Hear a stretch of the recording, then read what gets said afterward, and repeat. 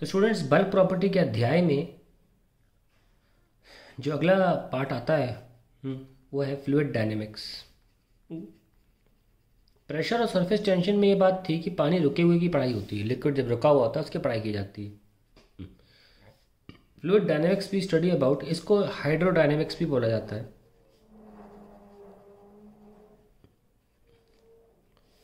And in it we study about fluids in motion.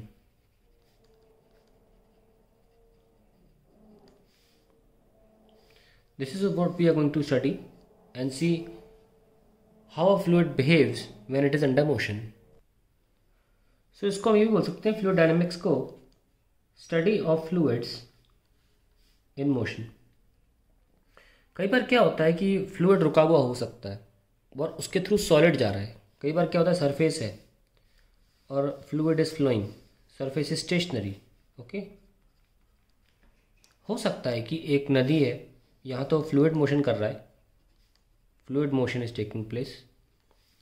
हो सकता है कि आपका फ्लूइड स्टैटिक हो और आपने इस पर पत्थर फेंका, है ना, मान लो यहाँ से पत्थर फेंका, ऐसे करके जाने लग गया, तो ये स्टोन का मोशन अंडर फ्लूइड है, ये भी फ्लूइड डायनेमिक्स में देखा जाएगा।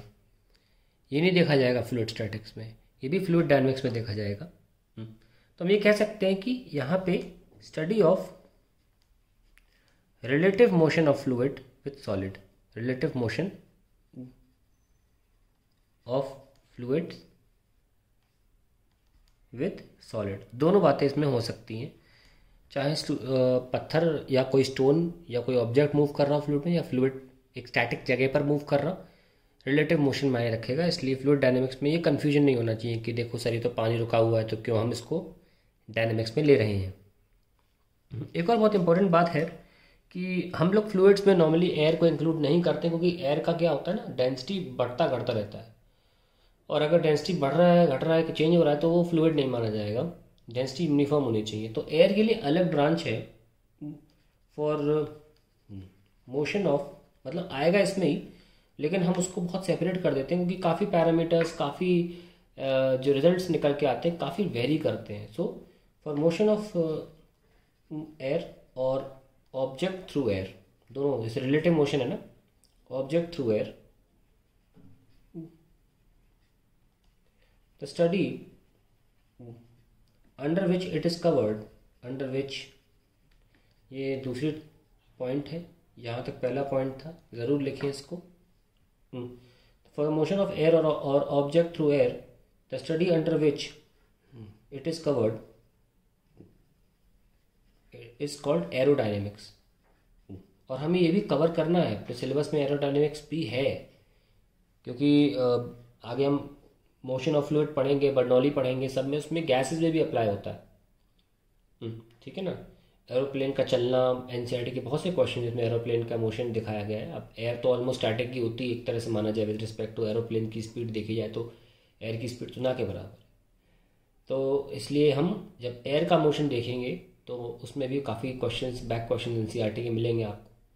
सो एरोडायनेमिक्स भी हमें पढ़ना है, हाइड्रोडायनेमिक्स भी हमें पढ़ना है। Overall it is covered under fluid dynamics. ठीक है, अब इसको पढ़ने से पहले कुछ अजम्पशंस लेने पड़ते हैं, क्योंकि it's not very easy to understand fluid motion और एन ऑब्जेक्ट थ्रू फ्लूइड। इसलिए कुछ चीज़ें आसान हो जाएं, हम कुछ अजम्पशंस लेके चलते हैं, आइडियल फ्लूइड मान के चलते हैं। तो लिख लेते हैं उस अजम्पशंस को, लिखें पहले। Many features of fluid motion,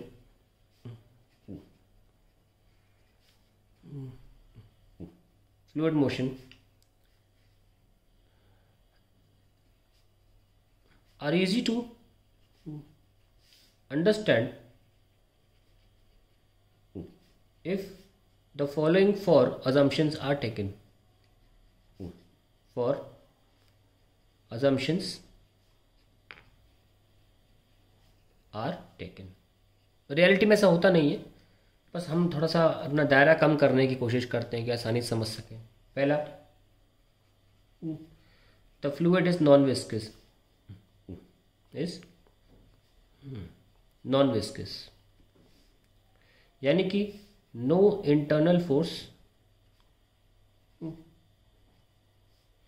between the adjacent layers of the fluid। ये आइडियल फ्लूइड की परिभाषा एक तरह से, और कुछ नहीं है, ठीक है। दूसरा, द फ्लूइड्स आर इनकम्प्रेसिबल।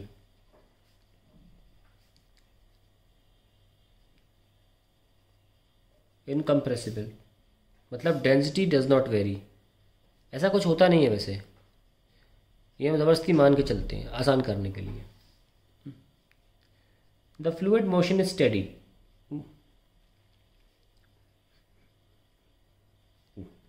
अब स्टडी से क्या तात्पर्य है वो देख लीजिए। स्टडी से मतलब ये होता है कि फ्लूइड की वेलोसिटी, दूसरा प्रेशर, और तीसरा density does not change with time, does not change with time. चौथा, the flow of fluid, the fluid flow is irrotational. Irrotational का मतलब ये होता है एडीज नहीं बनते, यानी कि जो भंवर होता है ना, भंवर, ये हम नहीं मानेंगे बनते हैं, या पानी में कहीं छोटे छोटे छोटे छोटे एडीज मतलब होता है गोल गोल करंट ऑफ वाटर, ठीक है। करंट जैसे शॉक लगता है वो नहीं, करंट, वाटर का फ्लो ही करंट बोला जाता है, ठीक है। तो उसमें एडीज का फॉर्मेशन नहीं होता, यानी कि सर्कुलर पानी के लूप्स नहीं बनते, ये मान के चलते हैं, कभी भी कुछ भी हो जाए। फ्लूइड फ्लो हमेशा फ्लो पैरेलल फ्लो रहेगा, हमेशा हर लेयर एक दूसरे के नीचे एक साथ मूव करेगी। तो ये 4 अजम्पशंस लिए जाते हैं, ठीक है। तो इसके बाद हमने इंट्रोडक्शन तो दे दिया है,